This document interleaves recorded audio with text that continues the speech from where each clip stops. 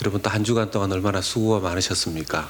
우리 옆에 분들하고 인사 한번 나누시겠습니다. 샬롬 보고 싶었습니다. 샬롬 보고 싶었습니다. 네. 우리 또 말씀을 나누기 전에 우리 서로를 축복하면서 말씀을 받을 준비를 하겠습니다. 당신은 하나님의 언약 안에 있는 축복의 통로입니다.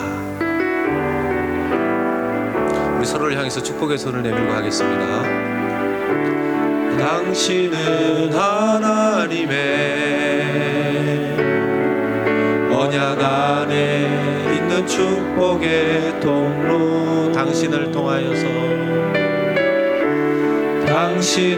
통하여서 열방이 주께 돌아오게 되리.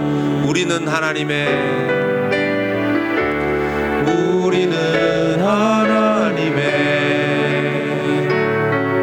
언약 안에 있는 축복의 통로. 우리를 통하여서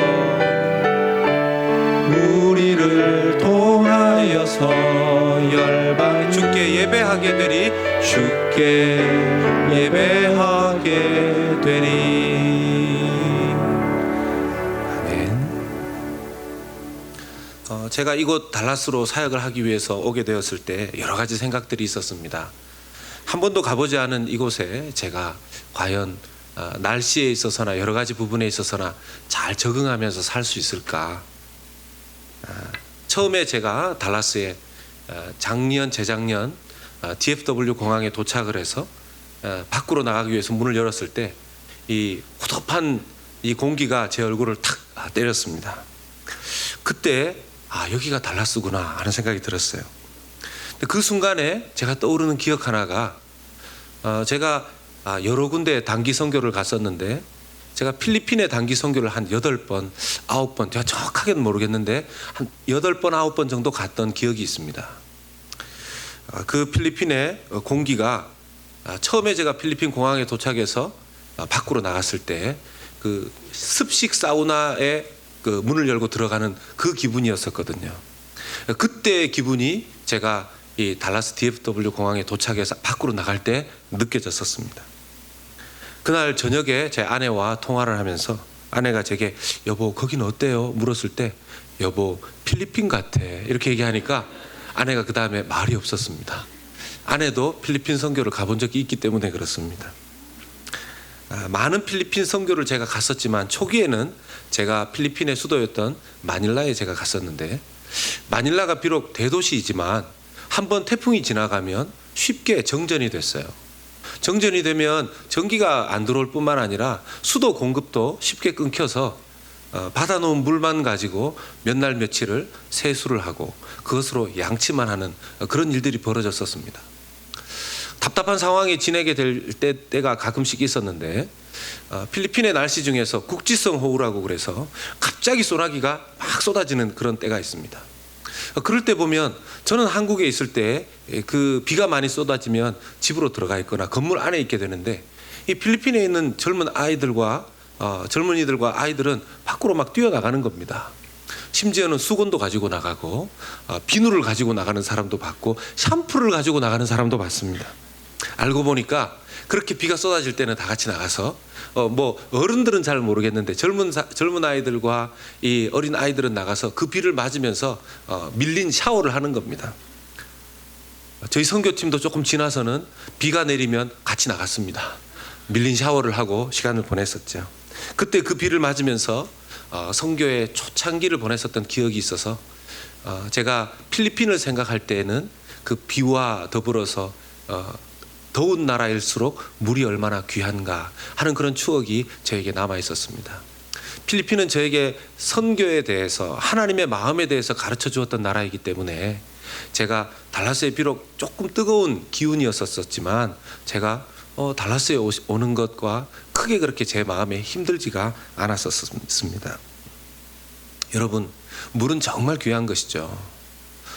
사막 기후에 있는 나라일수록 물은 더더욱 귀한 것입니다. 이스라엘에게 있어서도 물은 정말 귀하고 특별한 것이었습니다. 유대민족에게 있어서 큰 여러 사건들이 있었는데 그 과거의 사건 중에서 유대민족에게 잊을 수 없는 사건이 있다면 바로 출애굽의 사건입니다. 애굽에서 노예살이를 하고 있던 그들이 이제 젖과 꿀이 흐르는 가나안 땅으로 탈출하여서 가게 되는 그 놀라운 사건이었는데, 문제는 그 가나안으로 가기 위해서 그 여정 38년 여정을 지내는 동안 그 광야에서, 그 사막에서 먹을 것에 대한 문제들이 그들 앞에 놓여져 있었던 것입니다. 그들이 그 사막에서 물에 대한 어려움이 있을 때마다 하나님께서는 그들에게 물을 공급해 주셨습니다. 그들의 광야 시절 가운데 하나님께서 물을 공급하시고 또 풍성한 음식을 공급해 주셨는데, 그것들을 기억하기 위해서 하나님께서 만들어 놓으신 절기 중에 하나가 초막절입니다. 오늘 본문 37절에 나오는 이 명절은 바로 그 초막절이었습니다. 이 초막절의 마지막 날은 굉장히 크고 또 성대하게 잔치가 이루어졌습니다. 특별히 어떤 퍼포먼스가 이루어졌냐 하면, 제사장들이, 여러분 실로암 못가를 아실 겁니다. 시각장애인이었던 한 사람도 실로암 못가에 가서 눈을 씻고 예수님에 의해서 치유함을 받았던 그 실로암 못가, 보냄을 받은 자라는 이름을 가진 실로암 못가에서 제사장들이 큰 항아리, 또는 어떤 주석학자에 의하면, 신학학자에 의하면 황금 주전자라고 그래요. 황금 주전자가 굉장히 무겁고 비쌌을 것 같은데, 그 황금 주전자 또는 항아리에다가 실로암 못가의 물을 가득 실어서 성전에 가면 성전 제단이 있습니다. 그 제단에 그 물을 쏟아 붓는 것입니다. 그것이 초막절 행사의 마지막 날 제사장들과 거기에 모인 많은 사람들, 이스라엘 백성들이 보았던 행사였었습니다. 한 가지는 하나님께서 이스라엘의 그 광야 시절에 물을 주셨다라는 것을 기억하는 행사이고, 또 하나는 이스라엘의 물이 부족했었기 때문에 하나님, 올해에도 하나님께서 이 이스라엘에 물을 많이 풍족하게 내려주시옵소서 하는 그런 기우제의 성격이 있었습니다. 그때 예수님께서 소리를 치십니다. 그때 그 현장에 계셨던 예수님께서 이렇게 소리치십니다. 오늘 본문 7장 37절의 말씀입니다. 명절 끝날 곧 큰 날에 예수께서 서서 외쳐 이르시되, 뭐라고 외치십니까? 누구든지 목마르거든 내게로 와서 마시라. 지금 제사장이 제단 위에 물을 쏟아붓고 있는 이 속에서 많은 사람들은 박수를 쳤을 수도 있고, 어떤 사람들은 거기에서 기도를 하고 기원을 하면서 하나님 여호와께서 올해 물을 이렇게 풍성하게 내려주십시오, 이런 마음의 소원을 올려드리고 있는 이 상황 속에서 예수님께서 갑자기 이렇게 외치신 것입니다. 누구든지 목마르거든 내게로 와서 마시라. 이 무슨 뚱딴지 같은 이야기입니까? 예수님에 대해서 정확하게 알지 못했던 사람들은 예수님의 이 메시지를 오해했을 수도 있을 것입니다. 사람들의 시선이 예수님께로 다 향하는 그때 예수님께서 한 번 더 외치십니다. 38절의 말씀에, 나를 믿는 자는 성경의 이름과 같이 그 배에서 생수의 강이 흘러 넘치리라. 이 메시지를 들은 많은 사람들이 도대체 저 사람이 미쳤는가? 저 사람이 하는 이야기가 무슨 이야기인가? 또 어떤 사람은 우리가 기다렸던 메시아가 저분이 아니실까? 이런 다양한 생각들이 사람들의 마음속에 일어나기 시작했습니다. 예수님을 믿으면 자기를 통해서 생수의 강이 흘러넘치는 것을 맛보게 될 것이다. 한글 성경에는 그 배에서라고 되어 있습니다. 여러 영어 성경에도 배, 즉 이 속에서 나오는 것이다 이렇게 표현을 하는데요. 히브리어에 가장 많이 신경을 써서 번역된 ESV라는 영어 성경을 빌어보면 heart라고 번역을 했습니다. 가슴이라는 뜻이죠. 그분의 가슴에서, 또는 그를 믿는 자들의 마음에서부터 생수의 강이 흘러 넘칠 것이라는 것입니다. 여러분, 생수의 강을 줄 수 있는 분은 하나님 여호와 한 분밖에 유대인들에게는 머릿속에 없었습니다.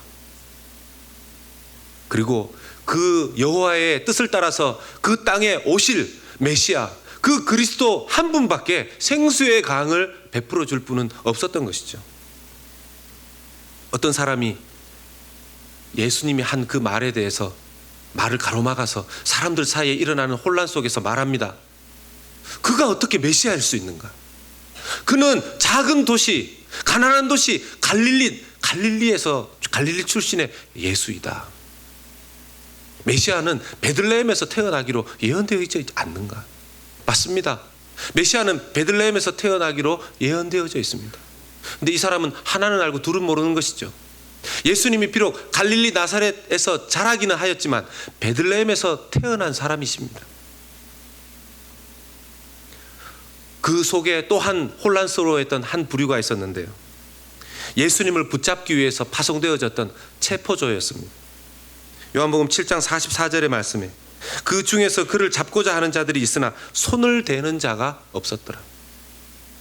제가 일부 예배를 마치고 그 라비에서 사람들과 함께 좀 나누니까 어떤 집사님이 여기에 손을 대고자 하는 사람이 예수님을 사랑해서 예수님을 잡아보려고 했었던 사람인 줄 알았는데 예수님을 체포하려고 온 사람도 있었군요, 이렇게 말씀하시더라고요.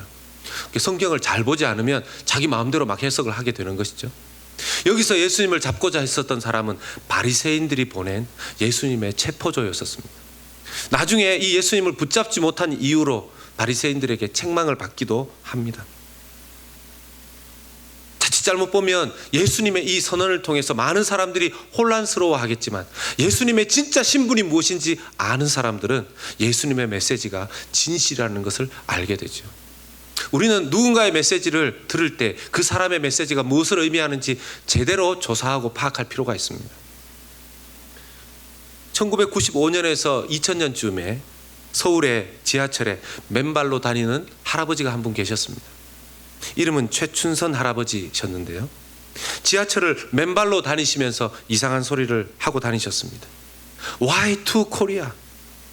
인생의 마지막 날은 아무도 몰라. 장례식의 날은 아무도 몰라. 예수를 믿고 준비해야 돼. 영락없이 노숙자로 보이고 광신도처럼 보이는 그런 분의 메시지였습니다. 왜 맨발로 다니면서 그런 이상한 이야기를 하는 것일까? 많은 사람들로 하여금 의문을 일으키는 그런 분이셨습니다. 이 할아버지는 70년대에 자기의 개인 자가용을 5대나 소유한 분이셨고 김포 일대의 대부분의 땅을 가지고 있었던 재력가였습니다. 일본에 유학하여 와세다 대학에서 공부하셨고 5개 국어를 할 수 있는 분이셨으며 김구 선생님과 함께 독립운동을 했었던 애국지사였습니다. 일본의 신학자 우찌무라 간조의 영향을 받고 신앙을 받아들여 나중에 신학을 해서 목사가 되신 분이셨습니다. 이것이 이 최춘선 할아버지 맨발의 전도자의 이력입니다. 그는 모세를 향한 메시지, 하나님께서 모세를 향해서 내가 선 곳은 거룩한 땅이니 내 발을 벗으라, 그 메시지를 자기에게 받아들여서 맨발로 전도를 하러 다녔습니다. 그는 지하철에서 신을 신지 않고 전도를 했었기 때문에 영무원에게 제재를 당하기도 했습니다. 새 옷을 입고 나가면 사람들의 헌옷을 바꾸어 입었고 배고픈 사람들은 자기의 집으로 불러들여서 먹였습니다. 결핵 환자들, 심지어는 나병 환자들까지 자기의 집으로 불러들여서 먹였습니다. 자기 집에 있는 양식들을 때로는 다 나누어 주었기 때문에 아내와 아이들은 내일 아침이면 먹을 양식이 없을 때도 있었습니다. 그런데 신기하게도 그 다음날 아침이 되었을 때 최춘선 목사님을 기억하여서 어느 한 곳에서 자기 지방에서 농사한 첫 수확물을 최춘선 목사님에게 보낸다고 해서 그 곡식이, 양식이 정확하게 그 다음날 아침에 도착한 적도 있었습니다. 어느 날 방송국 PD가 이렇게 묻습니다. 할아버지, 왜 이렇게 사십니까? 최춘선 할아버지는 아주 단답식으로 대답하십니다. 온 세상 날 버려도 주 예수 안 버려. 내 몸에 태인 십자가 늘 지고 가리다. 아멘.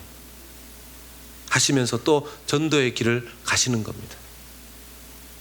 나중에 그의 기력이 쇠하여 숟가락을 들 힘조차 없을 때에도 마지막 시간을 그는 전도해야 된다고 하시면서 지하철로 다시 나가서 전도를 하시다가 잠시 좌석에 앉아 쉬시는 그때에 하나님의 부르심을 받았습니다. 만약 그가 누구인지 정확하게 알지 못했다면 그분의 메시지가 어디서부터 오는지 누구도 파악하지 못했을 것입니다. 예수님은 생수의 강이라는 표현을 쓰셨습니다. 이 38절에 나오는 생수의 강이라는 이 표현을 쓰시면서 자기를 믿는 사람은 생수의 강을 경험하게 될 것이라고 이야기를 하십니다. 예수님 자신이 바로 그 생수라는 것입니다.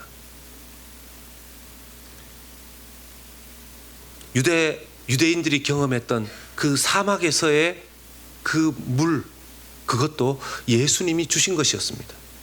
출애굽기 17장 1절에서 6절의 말씀을 보면 반석에서 물을 주신 예수님에 대한 이야기가 나옵니다.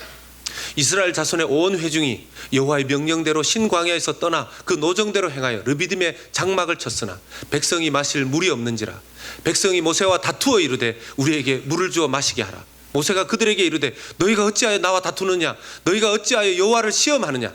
거기서 백성이 목이 말라 물을 찾으매 그들이 모세에게 대하여 원망하여 이르되 당신이 어찌하여 우리를 애굽에서 인도해 내어서 우리와 우리 자녀와 우리 가축이 목말라 죽게 하느냐.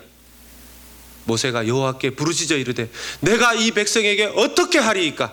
그들이 조금 있으면 내게 돌을 던지겠나이다.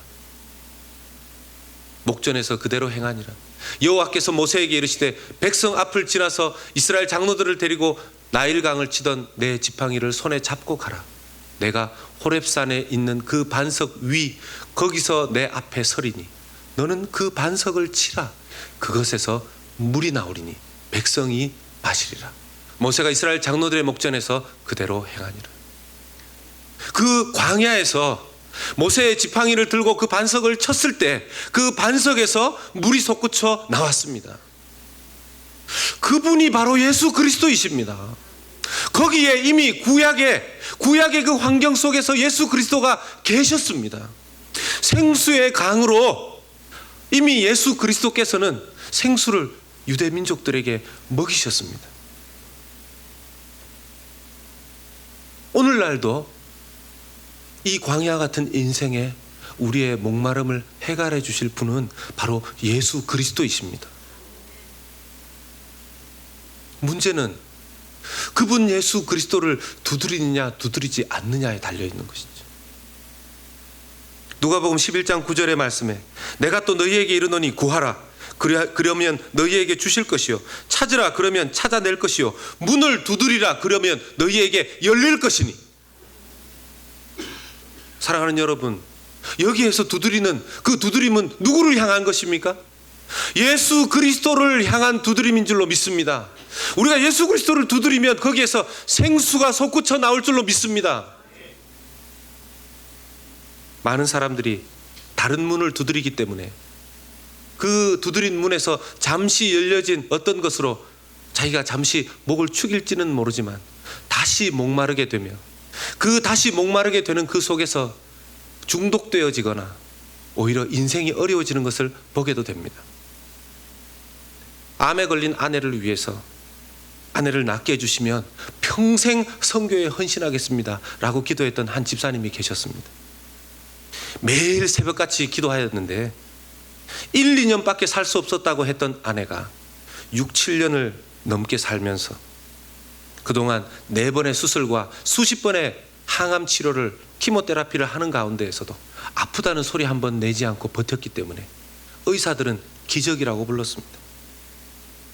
비록 완치되지 못하고 천국으로 갔지만 이 집사님은 하나님 앞에 드렸던 자기의 약속을 기억하면서 선교대학원에 입학을 했습니다. 그가 섬기던 교회에서도 이 집사님을 후원하기 시작했고 열심으로 공부를 했습니다.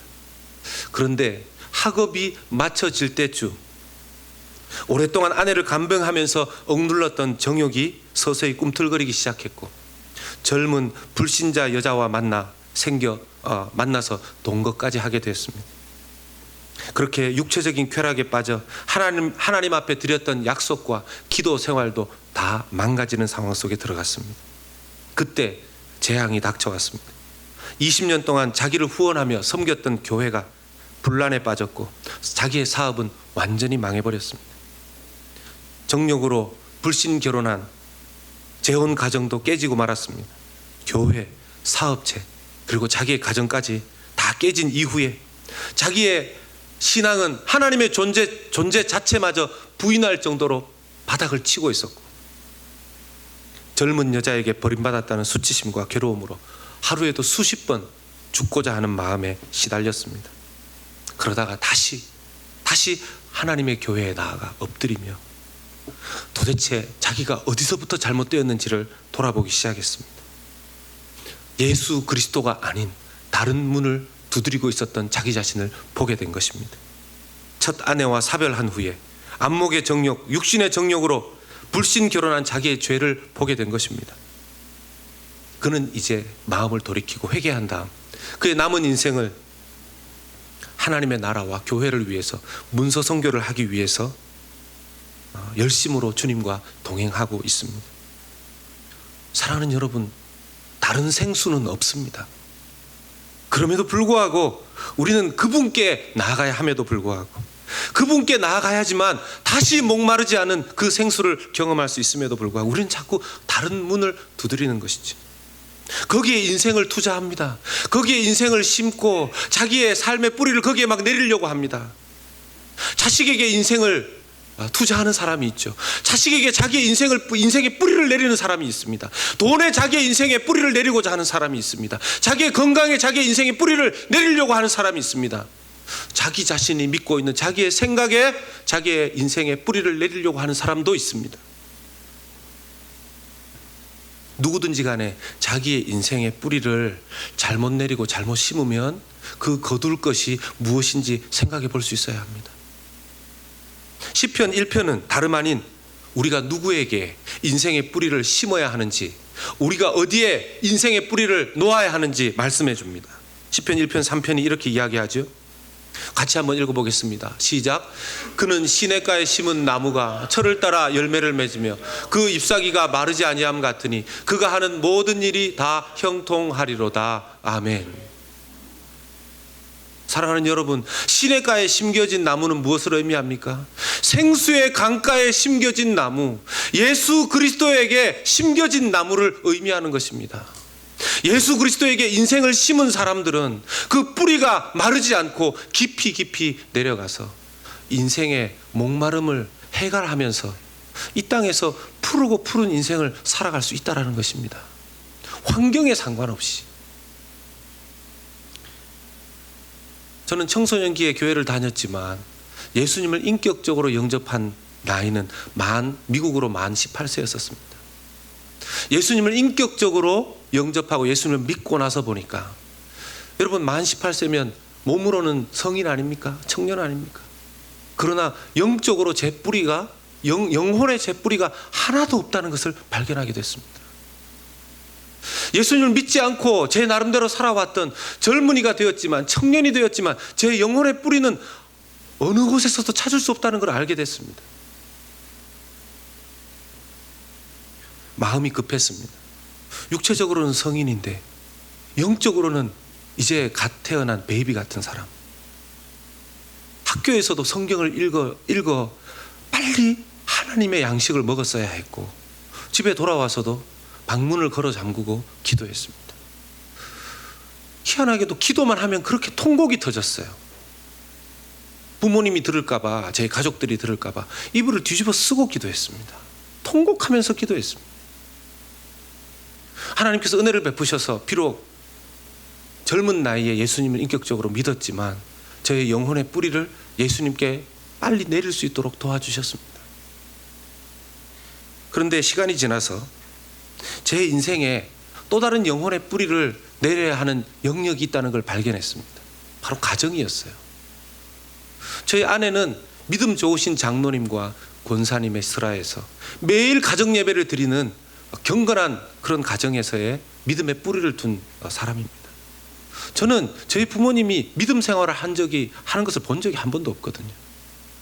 결혼을 해서 보니 제 영혼에게 있어서 가정의 영적 뿌리가 너무 약하다는 것을 알게 된 것입니다. 결혼 초에 그러한 부분을 두고 참 많이 힘들어했던 기억이 있습니다. 여러분, 비록 제가 목회자이지만 제 영혼의 어떤 빈틈의 뿌리는 어렸을 적 하나님 앞에 아주 어릴 적부터 영혼의 뿌리를 주 예수 그리스도에게 두고 자란 사람과 다르다는 것을 제가 알고 있습니다. 그때 당시에 저는 성경을 매일 묵상하지 않으면 두려웠습니다. 기도를 열정적으로 하나님 앞에 하지 않으면 가슴이 답답해서 살 수가 없었습니다. 주일날 그저 목사님에게 듣는 말씀 한 번으로는 만족할 수가 없었어요. 그래서 용돈이 생기면 그것으로 책을 샀고, 그때는 지금처럼 CD나 인터넷이 발달되지 않은 그런 시대였었기 때문에 설교 테이프를 샀습니다. 책은 읽으면서 줄을 그어서 읽고 그 옆에 빈 공간이 있으면 그 책의 내용을 요약했습니다. 설교 테이프는 들으면서 필사를 했습니다. 다 받아 적었습니다. 그리고 그 내용을 다 받아 적고 난 다음에는 저에게 다가오는 메시지가 있다라면, 제가 적용하고 실천해야 될 메시지가 있다라면 붉은색 볼펜으로, 빨간 볼펜으로 따로 적어서 제가 그것을 실천하고자 애를 썼었습니다. 제 영혼을 어떻게 해서든지 주님께 내리기 위한 저의 몸부림이었었습니다. 사랑하는 여러분, 영적으로 주님께 뿌리를 내리고 지금 자라고 계십니까? 저와 여러분에게 여러분이 가지고 있는 영적인 뿌리를 예수 그리스도에게 내렸기 때문에 계속해서 위로 올라간 그 나무와 그 열매들이 하나님 앞에 드려질 만큼 풍성하게 자라지고 있으십니까?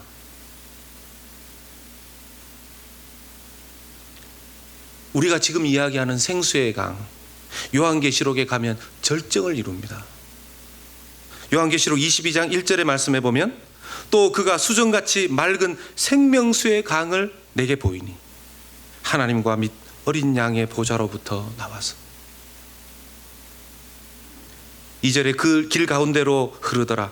강 좌우에 생명나무가 있어 12가지 열매를 맺되 달마다 그 열매를 맺고 그 나무 잎사귀들은 만국을 치료하기 위하여 있더라. 예수 그리스도에게 나왔던 그 생수의 강은 천국에 가면 우리의 눈앞에, 천국에 간 사람들마다 그 눈앞에 흐른다는 것입니다. 지금은 예수 그리스도 안에서만 누릴 수 있는 그 생명의 강, 그 생수의 강이 천국에 가면 어느 곳에서나 쉽게 볼 수 있고 들어갈 수 있는 생수의 강으로 우리 앞에 존재하게 될 것이라는 것입니다. 할렐루야. 이곳에서 오직 예수 그리스도만 바라보며 나아갈 때 우리에게 주어지는 그 생수의 은혜의 역사는 이 땅에서 사실 어렵기도 합니다. 여러분, 예수 그리스도께서 우리에게 이 생수의 강을 39절의 말씀에 의하면 그 영광을 받으신 후에 받을 성령을 의미함이라 그랬습니다. 그런데 예수 그리스도께서 받을 그 영광은 무엇입니까? 십자가의 영광 아니겠습니까? 사순절의 기간, 우리가 예수 그리스도의 십자가를 묵상하며 나아가는데 예수 그리스도의 십자가의 영광을 통해서 우리에게 체험하게 해주신 놀랍고 큰 은혜는 무엇입니까? 그것은 바로 우리의 이 죽어가는 심령, 무엇을 먹어도 답답하고 컬컬한 우리의 가슴에 부어주시는 생수의 그 흘러넘치는 역사인 줄로 믿습니다. 예수 그리스도의 피로 말미암아 우리에게 이루어 주신 것이죠. 사순절의 기간 동안 자칫 잘못하면 그냥 회개하고 그냥 절제하고가 아닙니다. 예수 그리스도께서 나에게 부어주신, 세상에 없는 그 생수의 역사가 나에게 주어주신 그것에 대한 감사가 흘러넘치는 시간이 되어야 할 것입니다. 문제는 예수 그리스도께서도 우리의 이 생수의 강의 역사를 주시기 위해 죽음이라는 십자가의 고난을 통과하시는 그 여정이 있으셨다라는 것이죠. 우리도 이 생수의 강의 역사를 예수 그리스도로 말미암아 경험하려면 십자가에서 죽는 경험이 필요합니다. 내가 십자가에서 예수 그리스도와 더불어 죽고 그분과 더불어 살아나지 않으면 우리는 이 생수의 강의 역사를 경험할 수 없을 것입니다. 그러나 오늘날 현대인들이 죽음을 선택하기보다는 생명을 선택하죠.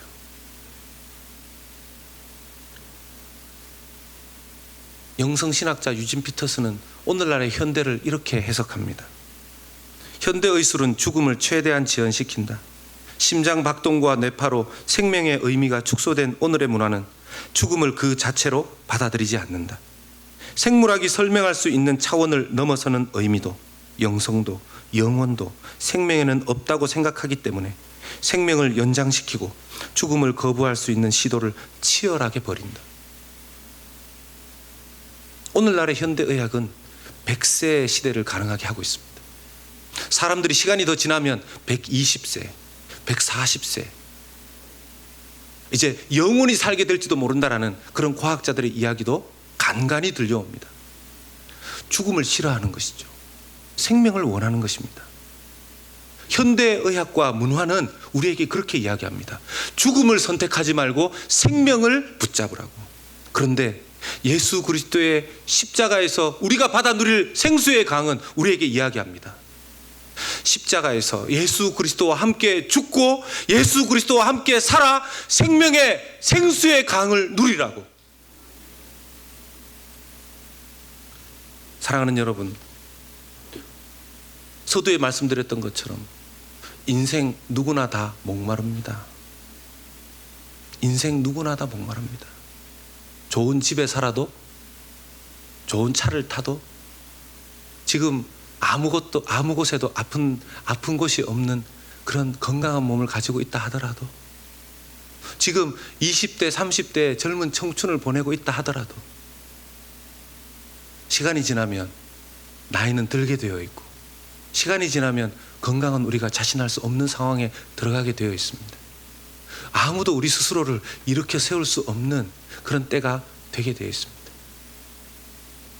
영원한 생수, 주 예수 그리스도를 언제라도 두드리면 그분에게서 나오는 생수, 그분이 우리에게 십자가에서 활짝 열어주신 그 생수를 경험함으로 이 메마른 광야 같은 사막의 인생 속에서도 푸르고 푸른 삶을 주 예수 그리스도와 더불어 이 땅에서 누리시다가 영원히 천국에서 누리시는 저와 여러분들 되시기를 예수 그리스도의 이름으로 축복합니다.